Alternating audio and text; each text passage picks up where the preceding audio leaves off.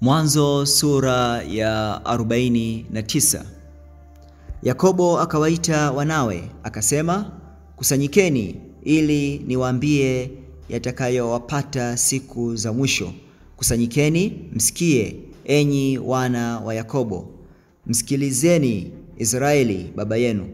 Reuben mzaliwa wangu wa kwanza, nguvu zangu na malimbuko ya uwezo wangu. Umewapita wengine kwa ukuu na kwa nguvu. Umeruka mpaka kama maji, basi usiwe na ukuu, kwa sababu ulikipanda kitanda cha baba yako, ukakitia unajisi. Ulikipandia kitanda changu. Simeoni na Lawi ni ndugu. Panga zao ni silaha za jeuri. Nafsi yangu, usiingie katika siri yao. Fahari yangu, usiungane na kusanyiko lao, maana katika ghadhabu yao walimuua mtu, na kwa ukaidi wao walikata mshipa wa ng'ombe. Ghadhabu yao na ilaaniwe, maana ilikuwa kali, na hasira yao, maana ilikuwa haina huruma. Nitawagawa katika Yakobo, nitawatawanya katika Israeli. Yuda, ndugu zako watakusifu, mkono wako utakuwa shingoni mwa adui zako. Wana wa baba yako watakuinamia. Yuda ni mwana simba kutoka katika mawindo. Mwanangu, umepanda. Uliinama ukajilaza kama simba, na kama simba mke, ni nani atakaye muamsha?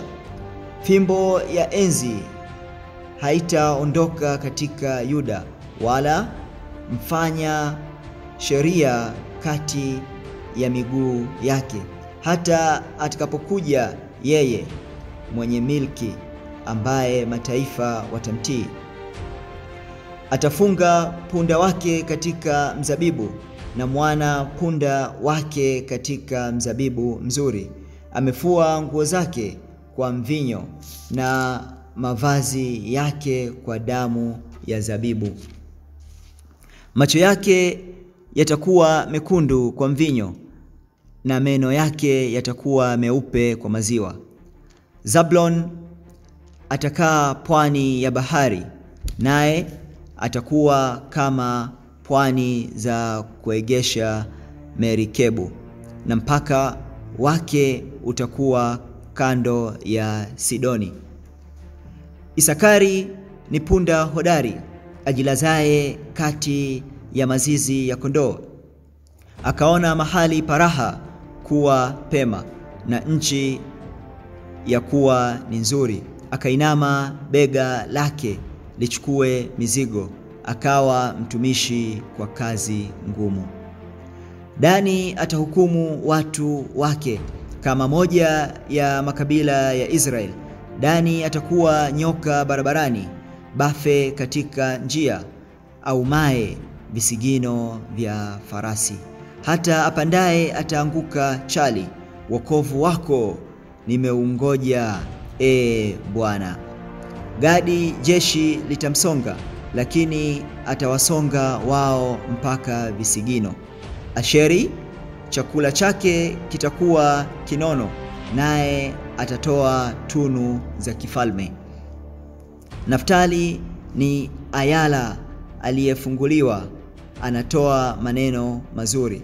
Yusuf ni mti mchanga wenye kuzaa, mti mchanga wenye kuzaa karibu na chemchemi. Matwi yake yametanda ukutani. Wapiga mishale walimtenda machungu, wakamtupia, wakamuudhi, lakini upinde wake ukakaa imara. Mikono yake ikapata nguvu kwa mikono ya mwenye enzi wa Yakobo. Kwa jina la mchungaji, yeye jiwe la Israeli, naam, kwa Mungu wa baba yako atakaye kusaidia, kwa mibaraka ya mbinguni juu, mibaraka ya vilindi vilivyo chini, mibaraka ya maziwa na ya mimba. Mibaraka ya baba yako imepita mibaraka ya milima ya kale, vitu vinavyotamanika vya vilima vya milele, na vikae juu ya kichwa cha Yusuf, juu ya utosi wa kichwa chake aliye mkuu kati ya ndugu zake. Benyamini ni mbwa mwitu mwenye kurarua. Asubuhi atakula mawindo na jioni atagawanya mateka. Hizo zote ndizo kabila za Israeli 12, na hayo ndiyo aliyowaambia baba yao, na kuwabariki mmoja mmoja kwa mbaraka wake aliwabariki. Akawaamuru akasema, mimi ninakwenda kukusanywa pamoja na watu wangu, mnizike pamoja na baba zangu katika pango iliyomo shambani mwa Efroni Mhiti, katika ile pango iliyomo shambani mwa Makpela iliyo mbele ya Mamre, katika nchi ya Kanaani aliyoinunua Ibrahim, pamoja na shamba kwa Efroni Mhiti, pawe milki yake ya kuzikia.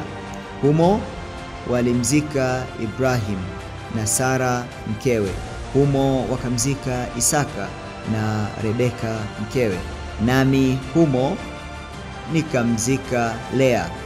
Shamba na pango iliyomo lililonunuliwa kwa wazawa wa Hethi. Basi Yakobo alipokwisha kuwaagiza wanawe, akakunja miguu yake kitandani, akafa. Akakusanywa pamoja na watu wake